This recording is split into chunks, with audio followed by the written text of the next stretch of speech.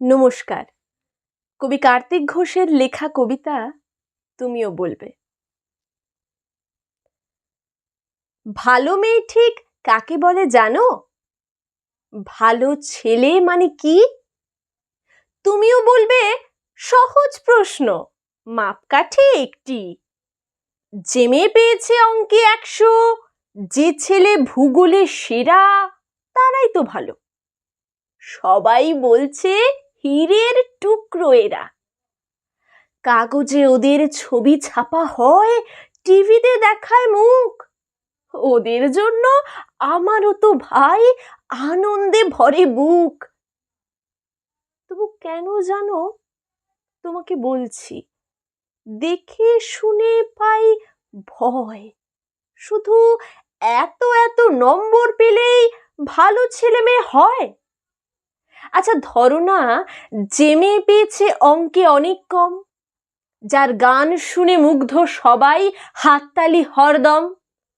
ওই যে ছেলেটা পাশ করে গেছে এবারেও টেনে টুনে, বলতে কি ভাই আমরা অবাক ওর আবৃত্তি শুনে।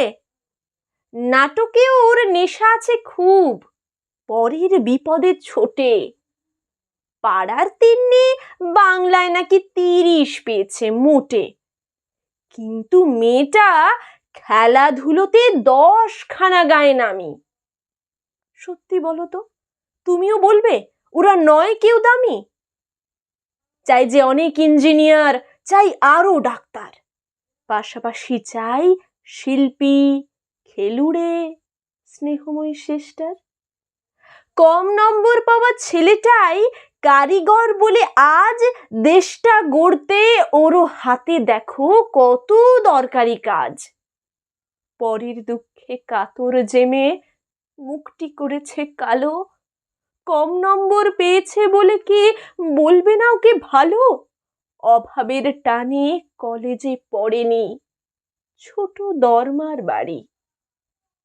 তবু ছেলেটা বাবা মাকে দেখে, ভাড়াতে চালায় গাড়ি। তাই বলছে কি শুধু নম্বরে হয় নাকি মাপকাঠি? ভালো ছেলে মেয়ে বলতে কি ভাই মানুষ চাইছি খাঁটি।